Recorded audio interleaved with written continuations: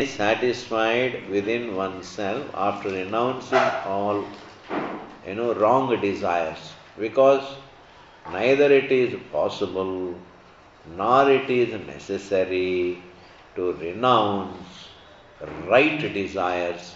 Right desires promote life. Right desire, even if you call it desire, right desire is right. Is right.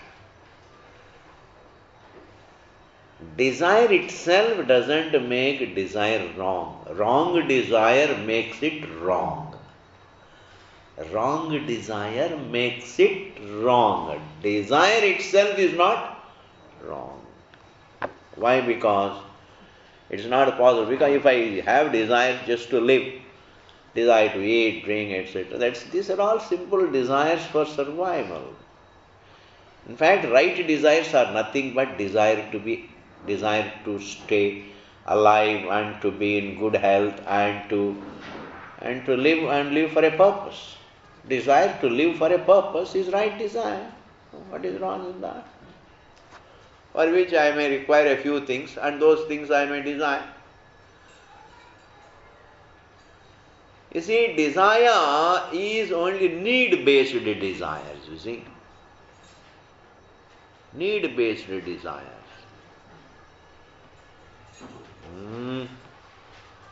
Need-based desires. Are you able to follow? Need-based desires.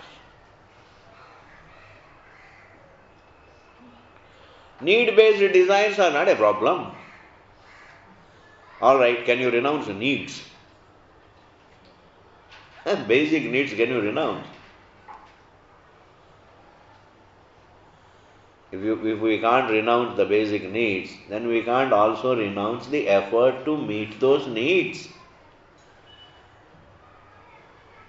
We can't renounce. You can't renounce your effort to meet those needs. You can't renounce your effort to meet those needs. This must be clear. Therefore, you don't have to feel guilty for being alive. You don't have to feel guilty for eating food. You don't have to feel guilty for using some minimum things for survival. There is no guilt. You feel guilty only when you want something which you don't need. You don't really need. That comes under cravings. Cravings are not needs. Cravings are inner restlessness. To contain restlessness, we crave for things. To contain restlessness, we try to beat our inner restlessness through cravings. Craving is an offshoot, is a result of inner restlessness. Craving is not an offshoot of, not need for service, it's not any need. Craving is not a need. Craving is not a need, nor restlessness is a need. Craving is not a need. Therefore, here Krishna says, hey, you don't have to renounce the desires that conform to dharma, the desires that conform to dharma, the desires that are need-based, need not be renounced. You renounce only the wrong desires. In fact, the moment you renounce the wrong desires, you become shuddha, you become pure, you become peaceful. You become peaceful. The very breaking with the wrong makes you peaceful. Why? Because you are conforming to the truth. And conforming to the truth gives you Shanti. Shanti is nothing but is the truth. When I fall in line with the truth, I am peaceful. When I don't fall in line with the truth, I stray from the truth, then I am disturbed. When I stray from the truth, I am disturbed. When I stay, when I conform to the truth, I am peaceful. Therefore, gaining Shanti is not by technique, understand. Techniques don't give us Shanti. People are all gullible. You do this mantra, you will become peaceful. You do this tantra, you will become peaceful. And then you go and take a dip in Ganga and remain there for 25 days, you will get Shanti. What is all this? Educated people also are becoming gullible. We become educated in order not to be gullible. We become educated in order not to be gullible. Gullibility beyond a point becomes stupidity. What else? Stupidity within limits is gullibility. Gullibility beyond a point becomes stupidity. People are all stupid. They renounce their scripture and go here and there. There is a beautiful scripture. Have it at home. Look into it. Look into your literature which has sustained the whole past. We don't want to look into our Bhagavad Gita and then we just go here and there. Where can I find Shanti? Kisi mantra. Somebody says you do this mantra, you will become peaceful. What is that mantra? What is that mantra you are talking about? Om Namah Shivaya. By repetition of Om Namah Shivaya, can you get Shanti? Can you get Om Namah Shivaya? Just because you say Om Namah Shivaya, can you become peaceful? No. Devotion to Shiva can give you Shanti. That's different. Not merely repeating Om Namah Shivaya. Repeating japa doesn't make you Shanti, but with mala or without mala, you are in a devotion. Devotion to God can bring you Shanti. That's a different matter. That is not a mantra. Devotion is not a mantra. Devotion is not a tantra. It is falling in line with the truth. Recognizing that this universe is not an independent reality, it has a source. Recognizing the source is falling in line with the truth. And recognizing the source and then raising a prayer to that source to help you understand it, that is falling in line with the truth. When we fall in line with the truth, that can give Shanti, all right. Just to be repeating doesn't work. Tantra, of course, that doesn't work. Some mystical things, you do this, techniques, then the Kundalini will wake up. When the Kundalini wakes up, it reaches your head and then you will get enlightenment. In fact, anything when something goes into your head is not good. Whether money goes into somebody's head or Kundalini goes into somebody's head, it is not going to be good. And therefore, these are not true. In fact, peace is inevitable. Peace is unstoppable when you bracket yourself with the truth, when you fall in line with that truth. Therefore, breaking with the wrong desire is falling in line with the truth. And having the right desires and living for a purpose is falling in line with the truth. And then looking for happiness within oneself is falling in line with the truth. Searching happiness outside is straying from the truth. Searching for happiness outside is straying from the truth. Finding one's peace within oneself is falling in line with the truth. Bhagavan says when a person who finds Shanti within himself, and that person's knowledge is the one who is happy with himself, totally satisfied with himself, Sthita prajnastadochyate, he is called a wise person. We have done this verse. A person who renounces the wrong, I am just summing it up, the one who renounces the wrong desires and um, takes the right things for living for a purpose, living for the truth, living for understanding the truth. And then the one who understands the truth within himself is a wise person. This is the meaning, and there is a lot more to talk about it. We will go to the next verse. It will all come. I made a point in the beginning that observing a wise man gives you an example to follow. Observing a wise man gives you an example to follow. If a wise man is effortlessly truthful, therefore you can become truthful by effort. If a wise man has effortless self-control, then the observers can try to have self-control by effort. This is called imbibing. What the other person has, the virtues that the other person has, effortlessly, when you observe them, cherish them, you also imbibe them by little effort. You see, yadyad acharati shreshtaha tattvadeva yataro janaha. There is a particular no noise.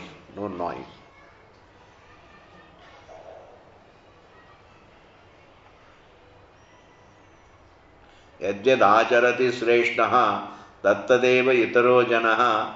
When Bhagavan says, it is not that really when you are in association with a good person, whether you like it or not, you always imbibe goodness. This is something fantastic. You change without your knowledge. That's what we need. Right association changes you even without your knowledge. Like in association with a drunkard, you become one without your knowledge. If you can change for the worse without your knowledge, you can also change for the better without your knowledge. Association makes such a big difference in life. Satsanga is the stronghold of Vedic culture. Vedic culture recommends right sangha, right associate.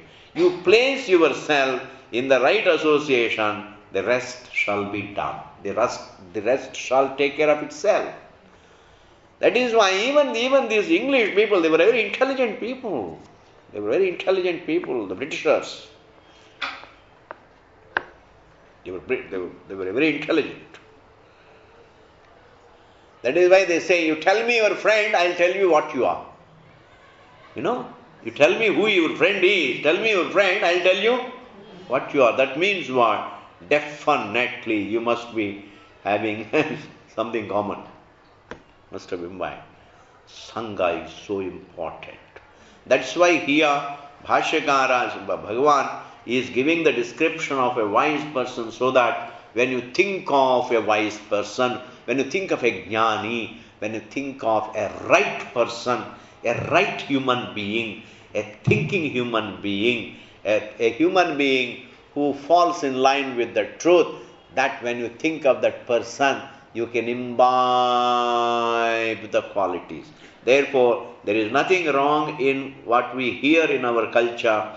Well, meditate on Ram, meditate on Krishna, meditate on God with all the virtues, meditate on Shivaji, meditate on Guru Gobind Singh, meditate on all these people, so that you develop, you imbibe those qualities. But what is wrong in that? Because without our knowledge, we imbibe what we dwell on. Write books, when you read, you imbibe something from that.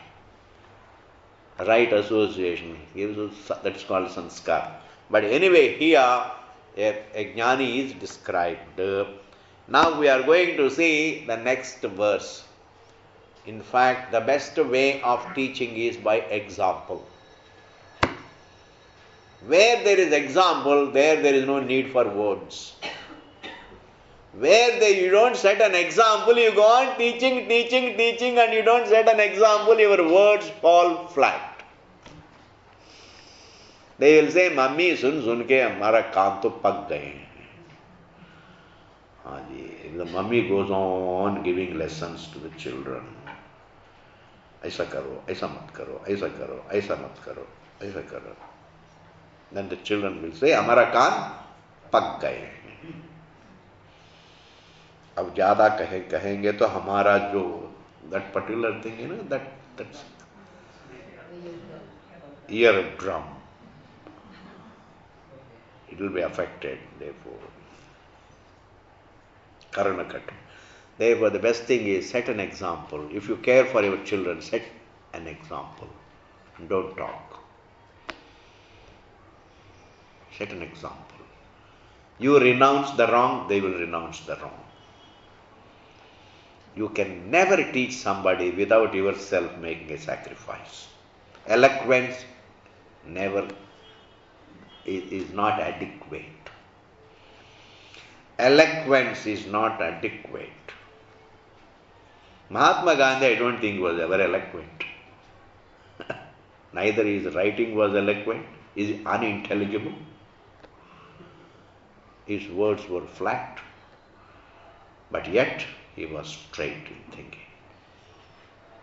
Like this was so many. And therefore here we want to say, that is why he has given the description of a wise. If you want to change, if you want to bring about a change in somebody whom you care, then you have to make sacrificing. That's true. That's true. That's true. You can never advise without yourself following that advice. Simple. Now that is okay. Now we are going to see another verse, a very important verse, something to understand. Otherwise, spirituality becomes a kahani. If you understand, it is truth. If you don't understand it, the whole truth looks like a kahani. Bhagavad Gita understood is a fantastic truth, most useful light. If it is not understood, it becomes what? A kahani. Very uninteresting kahani. But it's not a kahani, that is said here, see. Dukkheshu anudvigna mana. What else is a wise person? That is said, a wise person is one, a jnani is one. I am going to use the word jnani, that's much better than a wise person. A jnani is one who is not affected by difficulties. A jnani is not, he doesn't lose his composure amid difficulties. Dukkheshu, here dukkha means, the toughness of life as we were seeing in the last class. There are difficulties in life. Everything is difficult. Kaya klesha. You have to strain physically, you have to strain yourself physically, you have to strain yourself emotionally, you have to strain yourself financially to get anything done. That physical strain, that emotional strain, mental strain, it really drains you out and financially drains you out. For anything, it's not easy to be able to live and live in good health and live in peace and live for a purpose. It's a struggle. But for a jnani, he takes that struggle in his stride. He takes the discomforts in his stride. We are going to go into the topic. He is going to take, not that he doesn't feel the toughness, not that he doesn't have the toughness. Why? Because Krishna says, Dukkheshu anudvigna manaha. Dukkheshu amid the dukkha. Anudvigna means what? Undisturbed manaha, the mind. The one whose mind is undisturbed amid difficulties. That means there are difficulties. He doesn't say, in the life of a wise man there are no difficulties. He doesn't say in the life of a wise man there are no difficulties. Krishna doesn't say in the life of a jnani also there are difficulties, but he is not really overwhelmed by difficulties. He doesn't lose his composure. He doesn't lose his composure. Clear? He doesn't lose his composure. This is a statement. How wonderful it would be to have difficulties and yet have composure. Is it not desirable? We all crave to be composed amid difficulties. Because we all know difficulties are inevitable anyway. Difficulties are always there. But the problem is, our complaint is not against the difficulties. Our complaint is that I get disturbed. You see? My complaint, sometimes, my complaint is not really children. Children do this and do that. My problem is I get so disturbed. When I see the children doing this and that, they don't listen to me, I get disturbed. When I see my husband not listening to me, I get disturbed. When I see the world, I get disturbed. When I read the newspaper, I get disturbed. And I see the headlines, I get disturbed. In fact, everything, I have a problem. Not with the world. I have a problem with myself. That I get disturbed. Supposing the world is imperfect and it doesn't disturb me, then and there is no problem. And there is no problem. Even when I see that the world is in turmoil and there is imperfection here, imperfection there, I see imperfection all around. There is imperfection all around, but I have a wisdom by which I don't lose my. Like when I go to the forest, I see thorns everywhere, but it doesn't disturb me because I do expect that the forest must have thorns anyway. I only protect my feet and then go. You see, there are two problems. One is complaint about there being thorns. The other is protecting your feet from the thorns. They are two different problems. The complaint that there should be no thorns is a never-ending thing. This is what tortures. There should be no thorns. Expecting there should be no thorns it's not a solvable problem. You have to resolve it by understanding there can't but be thorns. Thorns are there in forest. When you are walking in the forest, there are thorns anyway. And then the next is what I know, yes, there are thorns. Now let me protect my feet. Let me take care of myself. Like Ramakrishna Paramahansa says, don't undertake to sweep the forest of all the thorns. Just cover up your feet. I tell you, these parables are great. Simple thing. This is what Indian Babas do. They are not Indian sages. They are all sages. They are all great people. They may not be teaching, Sanskrit and Vedanta, etc. But they have the sanskara of the Shastra, and what they say makes sense. A lot of them what they say makes sense. It has to be at least interpreted to make sense. Therefore, it is better to cover one's feet rather than really try to rid the forest of the thorns. Similarly here, I can't rid life of difficulties. I can't sweep life of all difficulties. That's meaning even God can't do it. You can't have life without difficulties. You can't have a life, you can't have a husband without problems, or children without problems, or a house without problems, or living without problems, the body without problems. How can you have a body without problems, or mind without problems, or the senses without problems? Everything carries a problem. Therefore, accepting life always has problems, and then I have to contain them I have to accept them, etc., etc. But accepting also is not easy.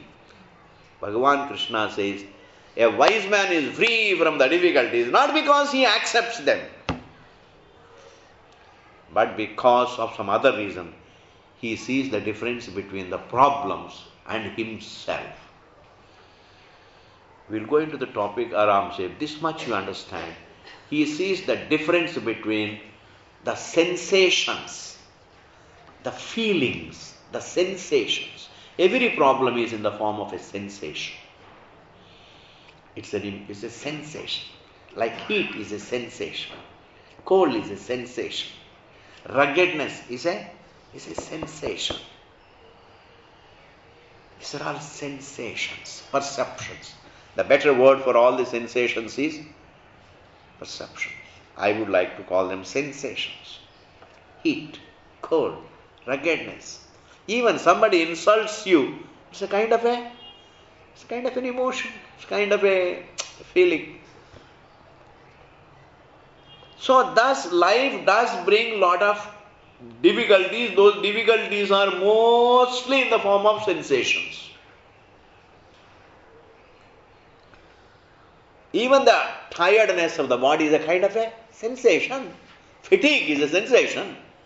Physical fatigue is a sensation. Fatigue is a sensation, yes. Hunger is a sensation. Thirst is a sensation. Fatigue is a sensation. Heat is a sensation. Cold is a sensation. These are all conscious sensations. But these sensations have their root in consciousness, which is himself. He sees the difference between those sensations which are really appearances in the consciousness, peaceful consciousness. He sees the difference between these sensations, passing sensations, and the seer. He has that knowledge. As a student of truth, we are all, anyway, let us look at ourselves as students of truth. A jnani, how he feels, one can know when he becomes a jnani. But really, generally people's problem is how to be students of truth, and also how to live one's life undisturbed. After reaching the place, how I will feel, I will know after reaching it, but then before I reach, I must cope with the problems of travel. How does one, a student of truth also is not, he doesn't lose his composure. A student of truth, now I am going to say something useful, that as a student, how you can be a student of truth. In fact, you don't become a student of truth. You only discover that everybody is a student of truth. Because everybody wants to be happy. Everybody is a student of happiness. Everybody is in such a fullness. He is a student of fullness. And to be wanting happiness, I want happiness means I am a student of happiness. I want to be happy, I want to be peaceful means I am a student of peace. I want to be full means I am a student of fullness. I want to be complete means I am a student of completeness. When you say I want to know, I go to school and I want to know means I am a student of science. I want to know science means I am a student of science. In fact, I am a student of what I am fundamentally looking for. That way everybody is fundamentally looking for only fullness, completeness. Therefore everybody is a student of fullness. Therefore everybody is a student of truth, because truth is another word for fullness. Truth is another word for fullness. That's why Yajnavalkya tells Maitreyi, well, Atmanastu Kamaya Sarvam Bhiyam Modi. You love everything because you love fullness. Husband loves wife because he loves fullness. Wife loves husband because she loves fullness. In fact, both love only fullness. That is why jhagda. Why? Wife loves husband not for husband's sake, but for her fullness. Husband also loves the wife not for the sake of the wife, but for his fullness. I love money, not for the sake of the money, but I love fullness. That means the love behind the love for every object, there is love for fullness. That means everybody is a student of truth. Therefore, do you become a student of truth? बहुत बड़ी बात है जी. Do you become a student of Bhagavad Gita? You don't become a student of Bhagavad Gita. You discover that you are a student of fullness. Everybody is a student of fullness. Everybody is a student of truth. Therefore, everybody is a student of the truth that is unfolded. Therefore, we have to learn how to be peacefully studying to know ourselves, the truth.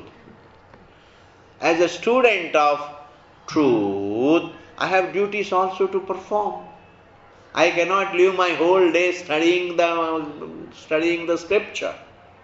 I can't be spending the whole day thinking about the truth, because that's neither necessary or maybe that's not possible. That's not practical, because I have to do my duties, because I have to live also. I have to live, for which I have to do my duties. I have to combine duties and study. Karma and jnanam. I have to do my duties and also study. And therefore, but then when I start doing duties, and duties also include people, I have to interact with people. That also is a need for survival. I can't live alone. But my duties should not disturb me. My interactions should not disturb me. What Bhagavan Krishna says is, they will not disturb you if you are a student of truth. How? There is a beautiful truth about it. You know, I'll try to convey this. It's very difficult to convey, but I'll try to convey. You have to see this. Supposing, I'll give a very local example.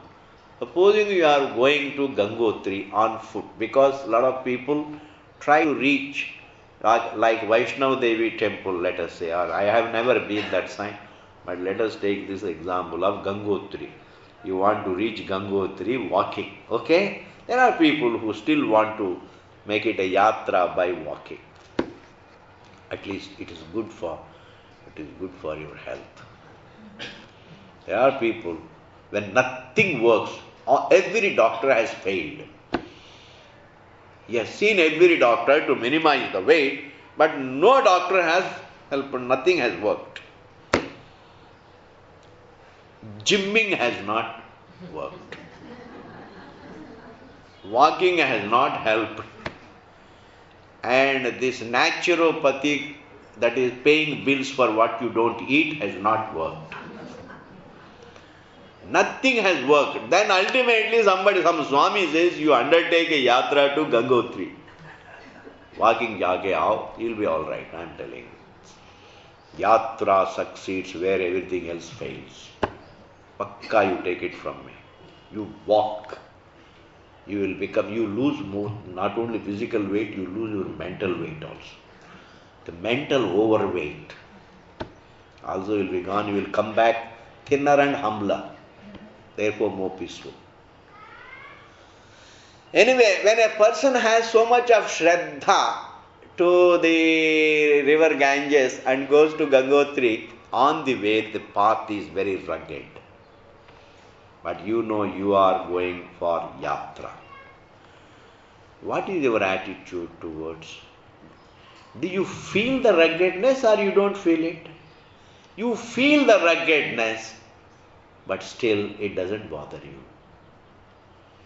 Whenever you are doing the right thing in life, you get a strength to contain difficulty. There is no mysticism at all in this. Whenever you are doing a good deed, you get enough strength within to contain all difficulties. Difficulties cease to be difficulties when you bracket yourself with the right. when you are doing something right, when you are doing something good, when you are doing something noble, when you are doing something dharmic, or when you are doing something right, let me use a comprehensive term, when you are doing something which is right, you get enough strength to take difficulties that you face in the process. When you are doing the wrong, you have no resistance against difficulties. Understand? When you are doing the wrong, even a small difficulty can break you down. But when you are doing the right, somehow you find enough strength within to contain difficulties. Therefore, that is what is called difficulties don't disturb a person who is doing the right. Difficulties don't disturb a person who is doing the right. Difficulties do not disturb a person who does duties with devotion to the duty.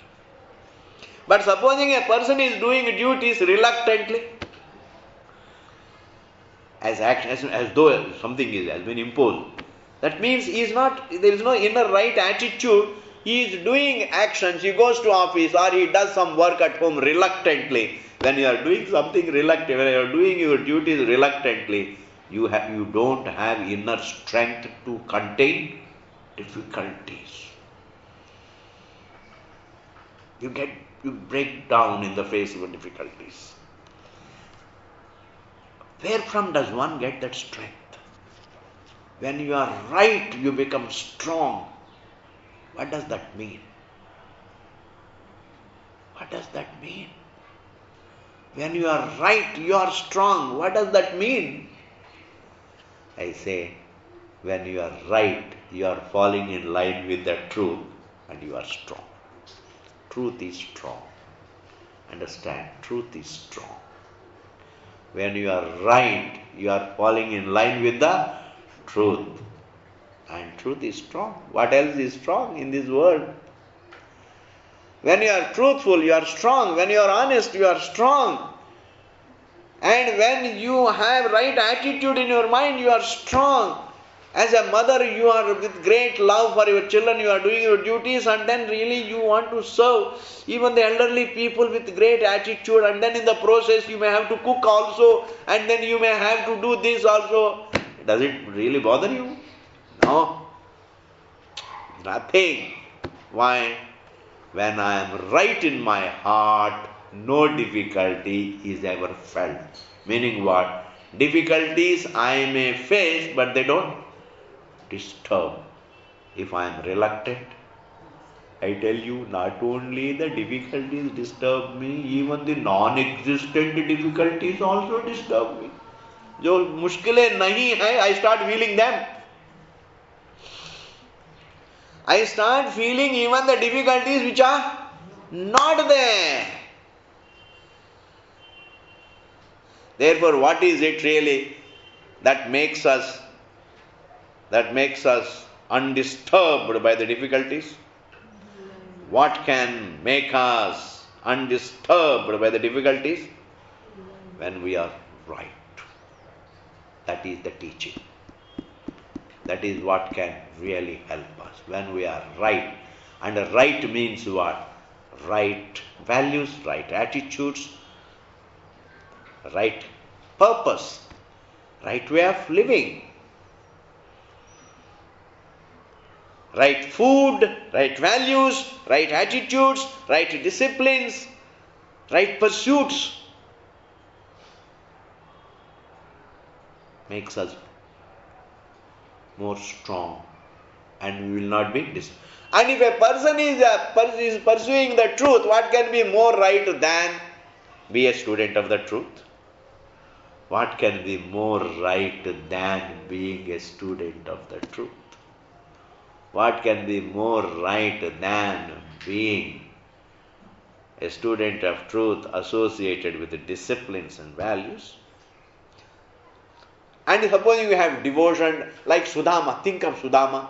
He wanted to visit Bhagavan Krishna. Why not we think of our own Puranas? They have got enough to give us. We don't have to go abroad. We don't have to go abroad for examples. What did I say?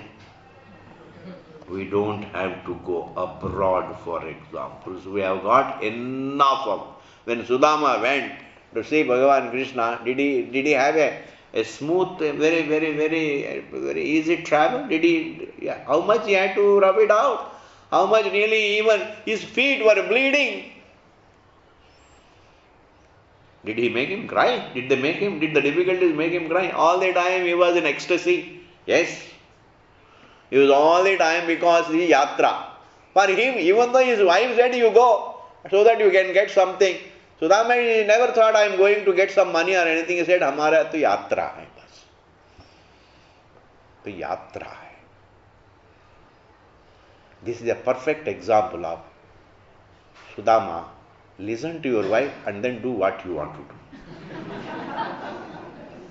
Just listen to, let her say what she wants to say. Let her just go on hearing what she wants to say and then do what you want to do. So she went on saying, giving lessons, you must go and ask this, ask that, ask this, ask that. Then he just did exactly what he wanted to do. He undertook it as what? Yatra bas. And when he was yatra, did it disturb him? No, because yatra is a right thing. Yatra is a right thing. And tapasya is the right thing. Therefore, there is no mantra, there is no tantra in having composure. When you are right, you are composed. When you are right, you are peaceful. When you are disciplined, you are peaceful. When you are indisciplined and then chaotic in thinking, chaotic in your day-to-day life, you are chaotic, everything is chaotic. Not only you become chaotic, in fact you influence others also, they also become chaotic. Oh God! Then how can you say, how can you have composure? Then you have no resistance, because when you are right, you are with the truth, so to speak. Means what? You are the truth anyway. When you are right, I would like to say, you conform to the truth. When you conform to the truth, you get enough strength to contain difficulties. You contain difficulties. And therefore, it says, Dukkeshu, that is as a student of truth. As a jnani, he is free from being disturbed, because for him difficulties are nothing but passing sensations, whereas the truth is an abiding being. Difficulties are passing sensations, the truth is an abiding conscious being. He discerns between passing sensations and the observer. A wise man is not disturbed because of his clarity of the truth. A student of truth is not disturbed because he falls in line with the truth. He is a student of truth, student of dharma, student of right, student of peace, student of happiness, student of satisfaction, student of goodness, a student of good things in life. He is not disturbed, he automatically becomes peaceful. Shanti is not the result of a technique. Shanti is not the result of peace. Shanti is not the result of a technique. Shanti is not the result of a mantra. Shanti is not the result of tantra. Shanti, of course, is not the result of your kundalini. Shanti is not the result of somebody's wish also. Somebody may bless you, but unless I conform to the truth, even Ashirvadam doesn't work. Do you want examples? How many Ashirvadas did Duryodhana have anyway? His father all the time, Jite raho, Jite raho, Jite raho, Jite raho. Mother always said, Jite raho, Jite raho, Jite raho. What happened? Ashirvadam makes sense only when I conform to the truth. Mere good wishes can't help. Good wishes, they're enjoyable. They're nice. Good wishes they're enjoyable. But ultimately, what can give me the inner strength is not somebody's best wishes. What can give me my inner strength is my being in agreement, in conformity with the truth. I must bracket myself with the truth. Bhagavan Krishna always say, Jahan dharma hai, wahin par main hoon. Yatra yatra. Bhagavan says, you see, wherever there is dharma, I am there. And then how many times he says very wonderful things. It's better, you must always hear with great keenness. What you hear casually and what you hear with keenness, there is a big difference. There's a big difference. When you hear something casually, it means nothing. The same thing when you hear with keenness, it means a lot. It's like doing duty reluctantly and with devotion. There is a big difference. When you do your duty with devotion, you enjoy it. When you do it reluctantly, you suffer it. Us. That's so much is the difference. Whenever you do something reluctantly, you are suffering it and others are enjoying it. Why? When they see you suffering, they are enjoying it anyway. Therefore, Duryodhana, Bhagavan Krishna said, wherever there is dharma there, that means when you are right, the truth is with it. These are all the way of talking. When you are right, you are with the truth. When you are right, you are with the truth. You are not anti-truth. When you take a stand against the truth, then the truth can't protect you. Then you are working against yourself. Thus, I have covered two topics. A wise man feels the difficulties, but really they don't disturb him. Amid difficulties, he is not disturbed. A student of truth also goes through difficulties in life, but he is not disturbed. You can see in your own life. Supposing you like your children, small grandchildren, let us. And they make so much of difficulty, they make so much of noise, and you have to do so much of work. You already have arthritis, but still, so smilingly you are enjoying serving your grandchildren. Why? Nothing is making, there is no difficulty. Suppose somebody says, you must be going through a lot of difficulties. Nahi, aisa kuch nahi, anand hai. Why? He says, what a mystery. You are going the whole day, you are working, and you say anand hai. What does it mean? You know you are doing a good deed. When you are aware you are a good deed, no difficulty can stand. Difficulties fizzle out in the face of goodness. Difficulties simply fizzle out in the face of the right. Difficulties simply fizzle out in the face of a tapasya. Difficulties simply fizzle out in the face of a proper right discipline. Of course, difficulties fizzle out in the face of the truth. Of course, difficulties don't exist in the light of the truth. Therefore, that's what Bhagavan means here. Dukkheshu anudvignamanaha. We'll continue it later on. But now let us go to the next phrase. A wise man is not only disturbed amid difficulties, but he is also not disturbed by the comforts. Sukheshu, amid comforts. Vigata sprihaha, he has no craving. It's a beautiful thing for all of you. You're all very rich people. You have a lot of comforts. God has given you a lot of money and comforts and beautiful houses in Delhi. But your blessing lies in using comforts without craving for them.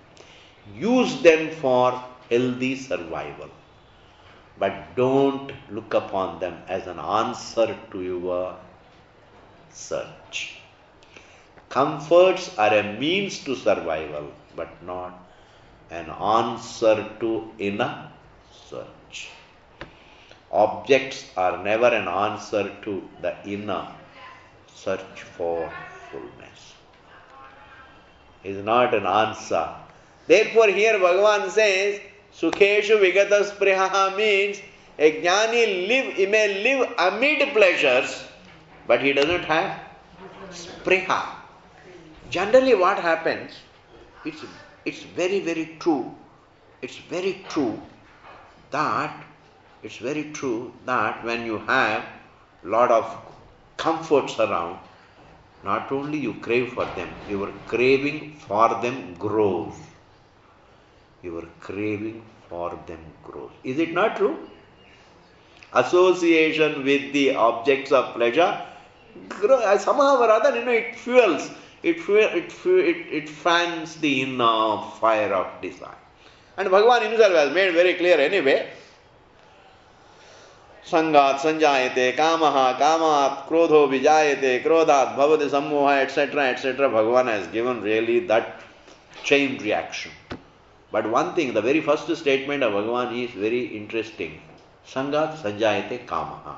Association with an object leads to the desire for the object. Continued association with the object leads to continued growth of the desire anyway.